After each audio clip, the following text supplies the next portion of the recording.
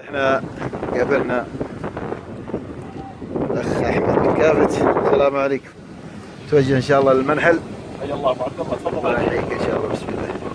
نحن الان في طريقنا الى مناحل الاخ احمد بن كافت.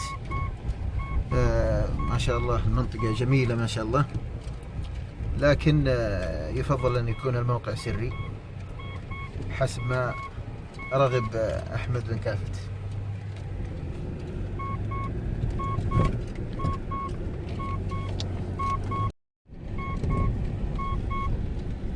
حياكم الله يا ابو عبد الله. الله يحييك ان شاء الله. بسم الله، توكلنا على الله. بسم الله الرحمن الرحيم، والصلاة والسلام على أشرف الأنبياء والمرسلين نبينا محمد صلى الله عليه وسلم. حياكم الله أخي سعيد السهيمي الرحالة المعروف في منحل أحمد بن كافت.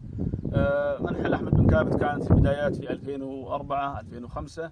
الهدف منها إنشاء منحل متخصص في العسل البري. كانت البدايات من أجل إيجاد عسل بري للاستخدام الشخصي، ثم تطورت لله الحمد والشكر إلى ما وصلت إليه الآن. الهدف أكثر من ذلك بإذن الله. نحن في مناحل بن كافت نستخدم الخلايا الحديثة لسهولة فرزها ولسهولة التعامل معها، وبفضل من الله نرحل بها إلى مناطق بعيدة جدا عن التجمعات السكانية وفي أطراف مملكتنا الحبيبة للحصول على أنقى وأجود أنواع العسل البري. أما بالنسبة لأنواع العسل التي تنتجها مناحل بن كافت فتتنوع بين عسل السدر البري، عسل السمر البري، عسل السلام البري، العسل الصيفي، عسل المجرى، العديد من أنواع العسل النقي. وقد نصطاد عسل السدر في منطقة الجنوب، ونصطاد عسل السمر بعد موسم في المدينة المنورة، موسم آخر نصطاده في شمال المملكة، وذلك بتوفيق الله سبحانه وتعالى. بداية تأسيس مناحل بن كافت كان الهدف الأساسي منها هو للاستخدام الذاتي، ولم نصل إلى العسل البري فائق الجودة إلا بعد سنوات وصعوبات عديدة.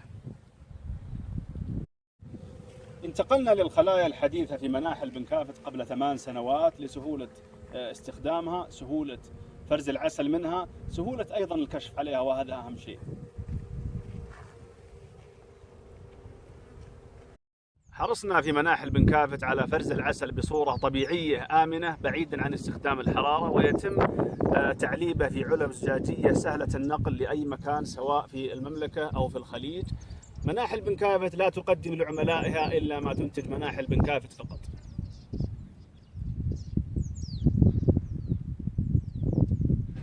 كشف؟ لا. طيب.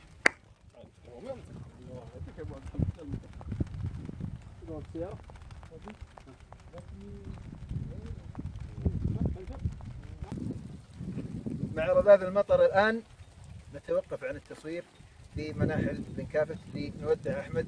والحقيقة أحمد ما يود ذكر الموقع فين بالضبط، لكنه في المنطقة الجنوبية، لكن ما يسعنا إلا نودع أحمد.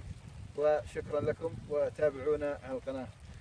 في الحقيقة تشرفت مناحل بن كافت بزيارتك يا أبو عبد الله الرحالة المعروف سعيد السهيمي، وفقك الله وشكر الله سعيك، ونتمنى بإذن الله زيارتكم في وقت آخر وفي أقرب فرصة بإذن الله. بإذن الله. وفقك الله يا